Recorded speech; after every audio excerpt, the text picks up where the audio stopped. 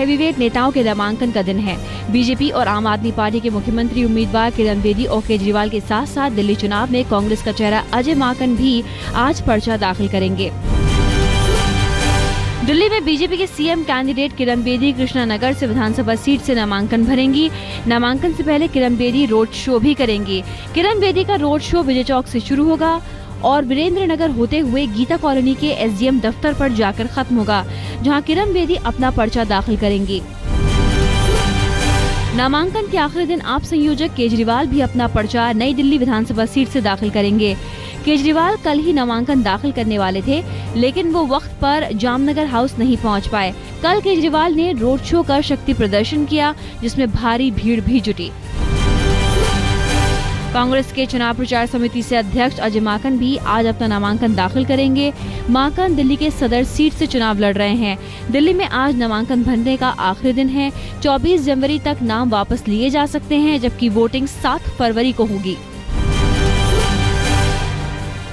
चुनावी बहस को लेकर कल किरण बेदी और केजरीवाल में भिड़ंत हो गई। केजरीवाल ने बेदी को खुली बहस की चुनौती दी, जिसका संचालन किसी निष्पक्ष शख्स के हाथ में हो और देश भर में टीवी पर प्रसारण हो। मैं कहता हूं कि एक कहीं भी कर लीजिए, जंतर मंतर पे रामलीला मैदान में एक हो जाए, जनता भी आए, आप सारे टीवी चैनल वाले आइएगा।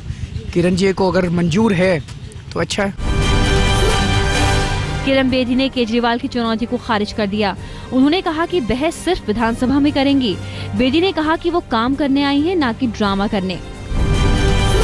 अब डिबेट नहीं, डिलीवरी का समय है। हम डिलीवरी करेंगे, डिबेट असेंबली हाउस में करेंगे। बड़ा टाइम मिलता है स्पीकर आपको डिबेट के लिए टाइम, उस वक्त डिबेट करना मैं भी करूंगी। इस वक्त डिलीवरी का टाइम। नामांकन भरने के एक दिन पहले कल किरण बेदी कृष्णानगर में केंद्रीय मंत्री हर्षवर्धन से दफ्तर में मिलने पहुंची। कृष्णानगर हर्षवर्धन की ही सीट रही है, जहां से वो लगातार 5 बार जीत चुके हैं। तिब्बती धर्मगुरु दलाई लामा ने किरण बेदी की जमकर तारीफ की। उन्होंने जेल में योग और ध्यान कार्यक्रम शुरू कराने के लिए सुपर कॉप की सराहना की।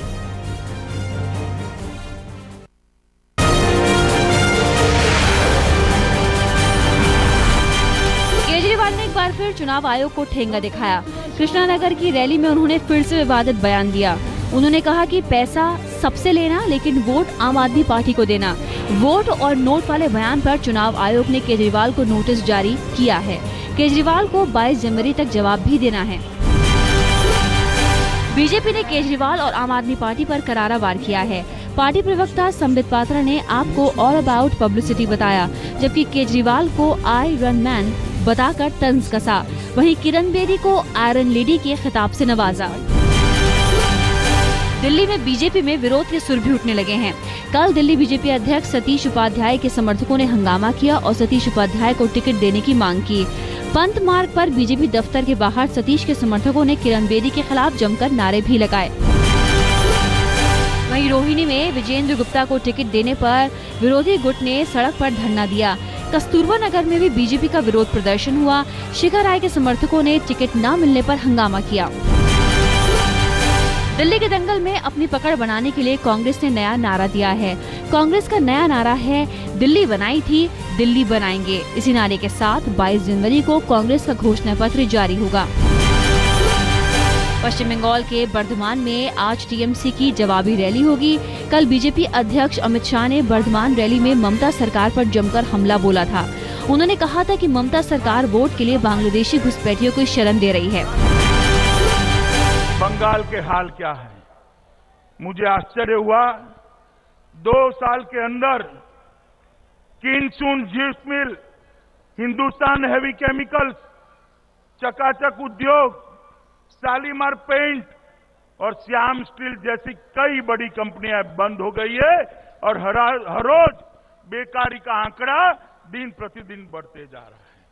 और ममता दी का ध्यान बंगाल के युवाओं की रोजगारी पर नहीं है, उनका ध्यान है चिट फंड में लिप्त उनके साथियों को बचाने। पूर्व केंद्रीय मंत्री और टीएमसी नेता दिनेश त्रिवेदी बीजेपी में शामिल हो सकते हैं। ममता सरकार के 4 मंत्रियों के भी बीजेपी पाले में जाने की खबर है। पूर्व टीएमसी नेता और मंत्री मंजुल कृष्णा ठाकुर भी बीजेपी का दामन थाम सकते हैं। उपचुनाव में बनगांव सीट से उन्हें उम्मीदवार बनाया जा सकता है। जम्मू कश्मीर के पूर्व सीएम उमर अब्दुल्ला ने सीएम और पीएम कैंडिडेट का चुनाव से पहले नाम ऐलान करने की बात कही है। उन्होंने कहा कि लोकतंत्र की बेहतरी के लिए सीएम और पीएम उम्मीदवारों में बहस होनी चाहिए। बिहार में जेडीयू का अंदरूनी झगड़ा और बढ़ गया है। नीतीश कुमार के घर हुई बैठक में मुख्यमंत्री जीतन राम मांझी नहीं पहुंचे। वहीं बीजेपी सांसद रामकृपाल यादव ने जीतन राम मांझी से मुलाकात की है। 1 घंटे की मुलाकात को रामकृपाल ने पेयजल की समस्या पर बातचीत बताया, लेकिन इस मुलाकात से बिहार में सियासी पारा कुछ ज्यादा ही चढ़ गया है।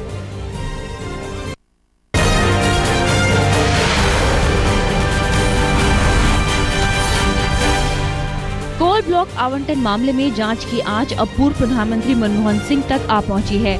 पीटीआई के मुताबिक सीबीआई ने इस मामले में मनमोहन सिंह से पूछताछ की है। सूत्रों के मुताबिक सीबीआई ने मनमोहन सिंह से उनके घर जाकर पूछताछ की। आपको बता दें कि स्पेशल कोर्ट ने मामले की सुनवाई के दौरान कहा था कि इस मामले में तत्कालीन कोयला मंत्री से भी पूछताछ होनी चाहिए और कोल ब्लॉक आवंटन के समय कोयला मंत्रालय मनमोहन सिंह के पास ही था।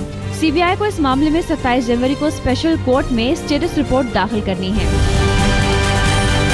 कोयला घोटाले में पूर्व प्रधानमंत्री मनमोहन सिंह से पूछताछ पर कांग्रेस नेता अभिषेक मनु सिंघवी का कहना है कि इस मामले में कानूनी प्रक्रिया का पालन किया गया है, लेकिन बीजेपी का कहना है कि कोर्ट के फटकार के बाद सीबीआई ने मनमोहन सिंह से पूछताछ की।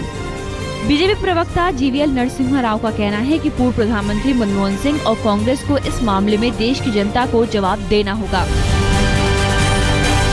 आज शाम दिल्ली में राजनीतिक मामलों की कैबिनेट कमेटी की बैठक बुलाई गई है। इस बैठक में आगामी संसद सत्र की तारीखों को लेकर फैसला किया जाएगा, साथ ही बजट की तैयारियों को लेकर भी चर्चा होगी। शारदा चिटफंड घोटाले में तृणमूल नेता और पूर्व रेल मंत्री मुकुल रॉय मंगलवार को भी सीबीआई के सामने पेश नहीं हुए।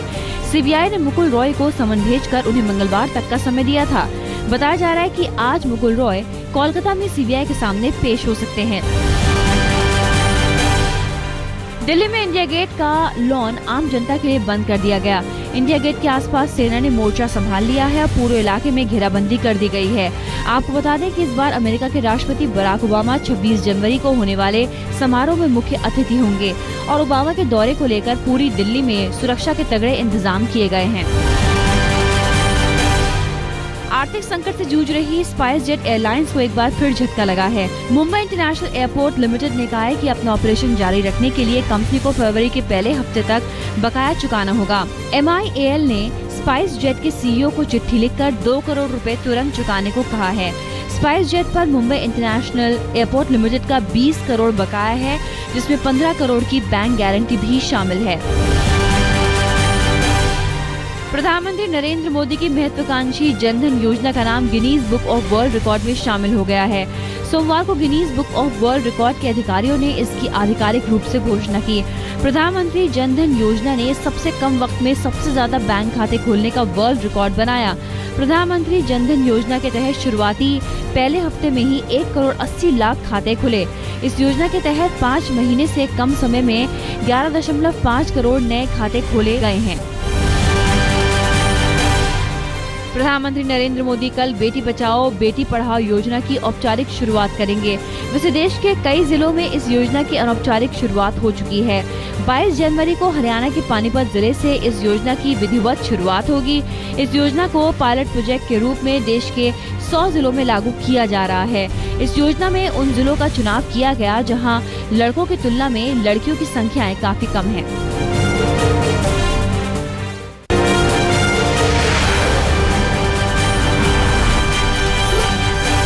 मुंबई से सटे ठाणे के उपनगर आसनगांव स्टेशन के पास मंगलवार को 4 महिलाओं की ट्रेन से कटकर मौत हो गई। ये दर्दनाक हादसा उस समय हुआ जब चारों महिलाएं पटरी पार कर रही थीं। बताया जा रहा है कि हादसे में मरने वाली सभी महिलाएं एक गुरुद्वारे से दर्शन कर घर लौट रही थीं। पुलिस के मुताबिक पटरी पार करते समय चारों महिलाएं गोदान एक्सप्रेस ट्रेन की चपेट में आ गईं और सभी की मौके पर ही मौत हो गई। दिल्ली के आजादपुर मंडी के सामने अज्ञात बदमाशों ने बीच सड़क पर एक शख्स की गोली मारकर हत्या कर दी। चश्मदीदों के मुताबिक मंडी में सब्जी लेने आया युवक जैसे ही अपनी कार में घुस रहा था, बदमाशों ने उस पर फायरिंग शुरू कर दी। बदमाशों की फायरिंग से युवक की मौके पर ही मौत हो गई। दिल्ली पुलिस की क्राइम ब्रांच ने नजफगढ़ के सरकारी अस्पताल से महंगी दवाइयां चुराने के मामले में 4 लोगों को गिरफ्तार किया। पुलिस के मुताबिक गिरफ्तार लोगों में एक नजफगढ़ डिस्पेंसरी का कर्मचारी भी शामिल है। पुलिस की माने तो सभी आरोपी सरकारी अस्पताल से महंगी दवाइयां चुराते और फिर से चांदनी चौक के भागीरथ पैलेस मार्केट में बेचते थे। आरोपियों के कब्जे से पुलिस ने 5 लाख की महंगी दवाइयां भी जब्त की हैं। पंजाब के तरनतारन में बीजेपी और अकाली दल कार्यकर्ताओं के बीच हुई हिंसक झड़प में कई लोग घायल हो गए। बताया जा रहा है कि कुछ दिनों पहले 2 युवकों के बीच में झगड़ा हुआ था, जिसे लेकर दोनों दलों के कार्यकर्ता धरने पर बैठ गए, लेकिन कुछ ही देर बाद दोनों गुटों में हिंसक झड़प शुरू हो गई। पश्चिम बंगाल के कूच बिहार में कल बीजेपी और तृणमूल कार्यकर्ता आपस में भिड़ गए। मामला इस कदर गरमाया कि दोनों गुटों ने एक दूसरे के ऊपर लाठी और डंडों से हमला किया। इस हिंसक झड़प में 5 लोग घायल हो गए, जिसमें से 3 की हालत गंभीर बताई जा रही है।